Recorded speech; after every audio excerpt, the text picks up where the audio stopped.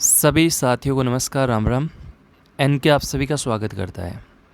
Last lecture में मैंने आपको बताया था कि हम पूरी मनोविज्ञान को डिस्कस करेंगे और उसी की तर्ज पर आज जो हमारा ये लेक्चर है उसमें हमारा फर्स्ट टॉपिक शिक्षा मनोविज्ञान। चूँकि ये टॉपिक नहीं है, इसमें हम देखेंगे कि इस टॉपिक से किस तरह के क्वेश्चन जो बार बार जनरली पूछे जाते हैं। 10 क्वेश्चन लिए हैं, तो थोड़ा सा आप आइडिया ज़रूर लगाइएगा कि इस तरह के क्वेश्चन इस टॉपिक से पूछे जा रहे हैं। तो आइए स्टार्ट करें, इन 10 क्वेश्चनों के माध्यम से देखेंगे और उसके बाद जब हमारी नेक्स्ट क्लास होगी उसमें हम शिक्षा मनोविज्ञान को कंप्लीट रूप से कवर करेंगे और भी क्वेश्चन इससे रिलेटेड जो आए हैं वो करेंगे। लेकिन 10 क्वेश्चन से आप आइडिया लगा सकते हैं कि हाँ, इस तरह के क्वेश्चन इस टॉपिक से जनरली बार बार पूछे जा रहे हैं।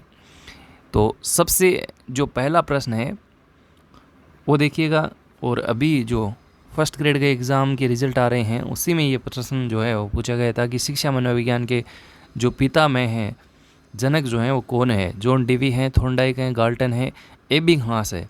तो देखिए इसका सही उत्तर तो ऑप्शन बी रहेगा। लेकिन आप देख पा रहे हैं शिक्षा मनोविज्ञान के जनक यानी पितामह पूछ रहे हैं, कहीं ना कहीं शिक्षा मनोविज्ञान की जो पृष्ठभूमि है उससे प्रश्न आ रहे हैं। तो हम क्या करेंगे, शिक्षा मनोविज्ञान जो है वो कैसे निकल के आया, इसकी ओरिजिन को लेकर किस शब्दों से क्या मिलकर बना है, ये सारी चीज़ें जो हैं वो हम डिस्कस करेंगे। क्योंकि जनरली यहाँ से छोटे मोटे क्वेश्चन जो है वो यहाँ से बना लिए जाते हैं। तो ये हमारा एक टाइप का हम प्रश्न जो है वो कह सकते हैं। एक ये प्रश्न देखिए, शिक्षा मनोविज्ञान में जो जनरली बार बार पूछे जा रहा है, ये दोनों क्वेश्चन जो है मैंने लिए हैं। शिक्षा मनोविज्ञान है, इसमें देखिए मानक विज्ञान है, अनुप्रयुक्त विज्ञान है, विशुद्ध विज्ञान है या नन ऑफ दीज है। तो यहाँ तो इसका सही उत्तर जो है वो ऑप्शन बी रहेगा। अप्लाइड जो साइंस है उसको शिक्षा मनोविज्ञान के अंदर रखा गया है। लेकिन इसी तर्ज पर ये देखिए एक और क्वेश्चन जिसमें सेम ऐसा ही लिखा है कि शिक्षा मनोविज्ञान नहीं है। अब इसमें नहीं वाला पूछा है। एक में दे रखा है आपका अनुप्रयुक्त, एक में व्यवहारिक दे रखा है बिहेवियर, एक में सोशल सामाजिक दे रखा है और एक में आपका नॉर्मेटिव यानी आदर्शमूलक दे रखा है। तो 3 ऊपर वाले बिल्कुल सही हैं, यहाँ नहीं है तो ये नहीं है। चौथा वाला नॉर्मेटिव साइंस में ये नहीं है। तो कहीं ना कहीं हमें ये जानना होगा कि शिक्षा मनोविज्ञान क्या तो है और क्या नहीं है, ये हमारे जहन में होना चाहिए। तो इस पे कहीं ना कहीं कॉन्सेप्ट पे इस पे प्रश्न जो है वो पूछा जा रहा है। नेक्स्ट देखिए ये प्रश्न, और ये प्रश्न आपका 6 से 7 बार एग्ज़ाम में आ चुका है। फर्स्ट ग्रेड के एग्ज़ाम अलग अलग एग्ज़ाम में पूछा गया है और अभी जो एग्ज़ाम हुआ था उसमें भी पूछा गया था। प्रश्न क्या है, एक छोटी सी परिभाषा है कि शिक्षा मनोविज्ञान जो है वो मनोविज्ञान की वह शाखा है जो सीखने और सिखाने की प्रक्रिया से संबंधित है। ये कथन किसका है? तो ये कथन तो देखो इसका स्किनर का है। जहाँ सीखने की बात आए, प्रक्रिया की बात आए, वहाँ आपको स्किनर देखना है। तो कहीं ना कहीं जो परिभाषाएं हैं अपनी शिक्षा मनोविज्ञान से रिलेटेड, ये तो मैंने एक परिभाषा ली है, आपको पैटर्न बताया कि इस तरह के क्वेश्चन इस टॉपिक से आ रहे हैं।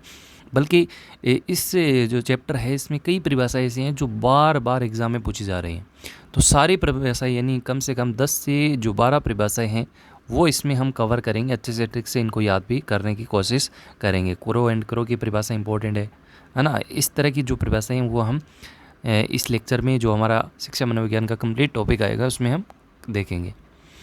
एक ये प्रश्न देखिए कि कौन सा कथन जो है वो शिक्षा मनोविज्ञान की जो प्रकृति है उससे संबंधित नहीं है। शिक्षा मनोविज्ञान की जो प्रकृति है उस पर बेस्ड जो है प्रश्न हमें देखने को मिल रहा है। इसमें देखिए एक व्यवहारपरक विज्ञान है, सामाजिक विज्ञान है, धनात्मक है, मानकीय विज्ञान है। तो कौन सा नहीं है? तो यहाँ तो इसका सही उत्तर ऑप्शन डी रहेगा। लेकिन हम इसकी जो प्रकृति है शिक्षा मनोविज्ञान की वो भी हम अच्छे से डिस्कस करेंगे। एक प्रश्न ये देखिए, अब इस प्रश्न को आप समझ जाएंगे कि अध्यापक के लिए शिक्षा मनोविज्ञान जो है उसका ज्ञान क्यों महत्वपूर्ण है। तो कहीं ना कहीं ये एक अप्लाइड क्वेश्चन है। इसमें आपको ज़्यादा कोई कॉन्सेप्ट बेस्ड प्रश्न जो है वो क्लियर नहीं करना होता। जो आपका जो थॉट है, आपकी जो आपकी समझ है, उस पर आप इससे रिलेटेड जो है क्वेश्चन को बना सकते हैं। यानी कहीं ना कहीं शिक्षा मनोविज्ञान की जो उपयोगिता है शिक्षा के क्षेत्र में एक टीचर के लिए, है ना, तो वो उस बेस पे ये प्रश्न है।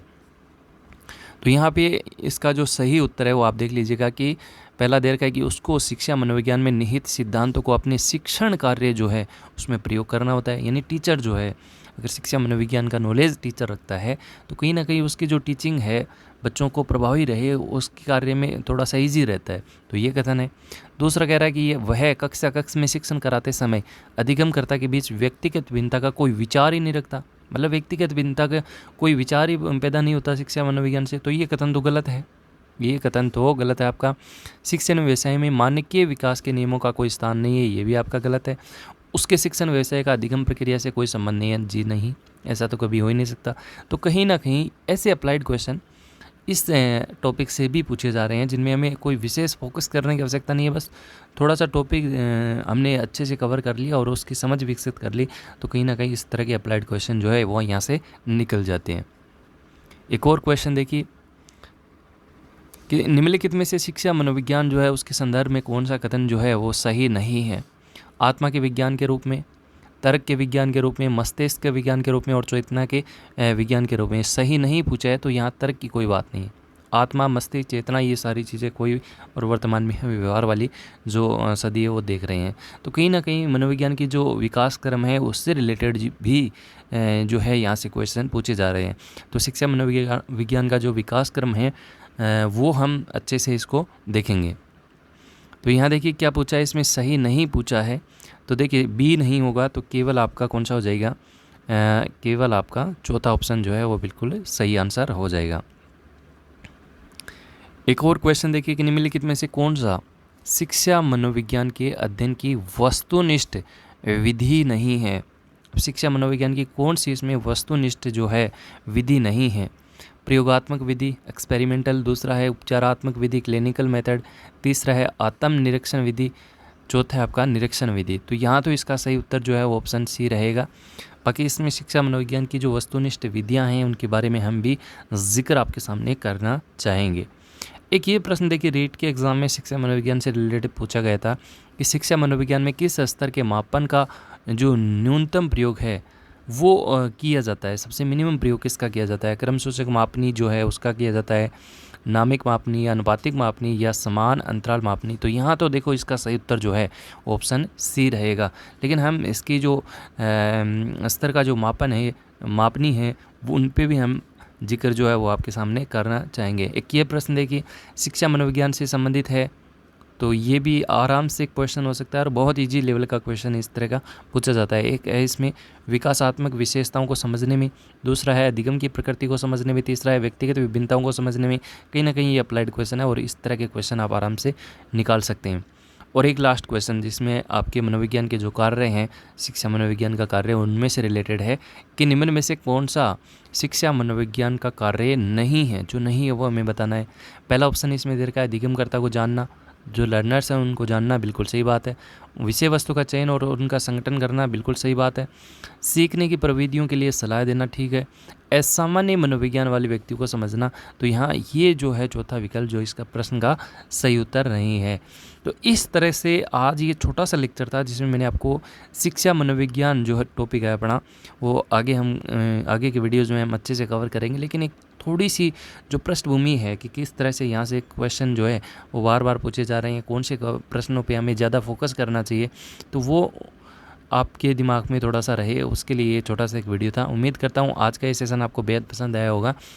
फिर एक नई सीरीज़ के साथ हम बहुत जल्द आपके सामने वीडियो को लेकर आ रहे हैं। तब तक बने रहिए, हंसते रहिए, मुस्कुराते रहिए, अच्छे से वीडियो को शेयर कीजिए और अच्छे से आप अपनी स्टडी करते रहिए। Thank you so much, bye bye.